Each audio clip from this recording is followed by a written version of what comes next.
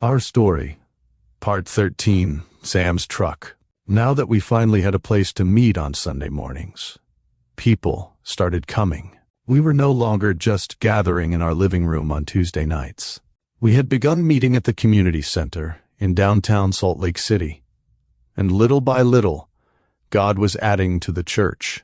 But I need to say something clearly. As I tell this story, it could easily begin to sound like, look at all the great things Pastor Terry did. That is not the story. The real story is this. Look at what Jesus did. Look at what Jesus did through broken people. Look at what Jesus did through foolish people. Look at what Jesus did through a bunch of misfits who loved him and were willing to show up. We could not have done what God was calling us to do without the help of many people. God was not just building a church service. He was building a community. He was building a family. He was bringing people together and giving each of us a part to play. One of those people was my dear friend Sam Burge. I do not know how we could have done those early Sundays without Sam. Every Sunday morning, rain or shine, Sam and I would get up early and begin the work of setting up church. We did not have a building of our own. We did not have a permanent sound system. We did not have rooms already prepared and waiting for us. So every week, we had to bring everything in. Sound equipment, microphones, cords, music stands, whatever else we needed for the service. I would go over to Sam's house early in the morning. We would load up his truck with all the equipment, haul it down to the community center, unload it, set everything up, and get ready before people arrived. It was a huge commitment, and Sam was right there in the middle of it. He was not just helping move equipment. He was helping carry the burden of what God was doing.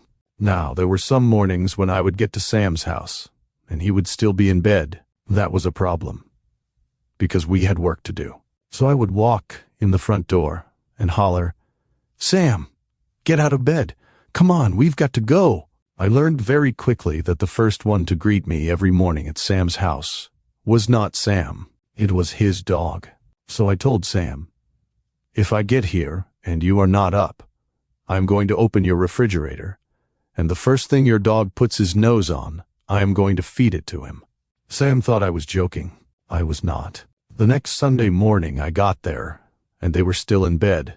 So I walked over to the refrigerator, opened it up, and the dog put his nose on some leftovers. So I fed them to the dog. After a while, Sam and his family had to tell me, "Stop feeding our dog. He is getting so fat." Those are the kinds of things that made those early days so sweet. It was not polished. It was not professional. It was not impressive. But it was real. People were serving. People were helping. People were giving their time, their energy, their trucks, their voices, their homes, and their hearts. God was raising up a team, and Sam Burge was a major part of that. I loved that man, and I still look back with deep gratitude for the way he helped us in those early days.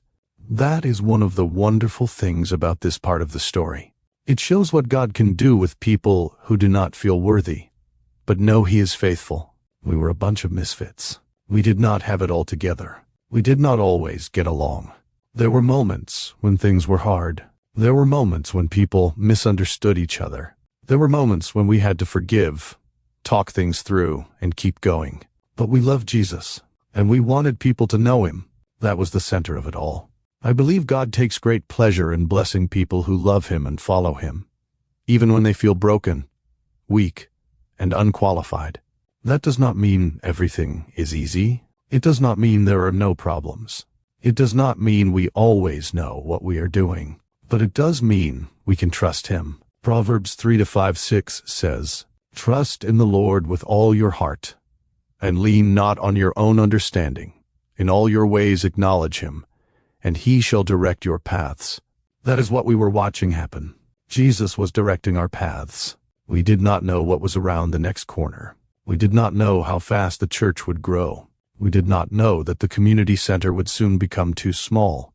We did not know that before long we would be looking for another place again. But Jesus knew, and step by step, He was leading a bunch of misfits into the next part of the story.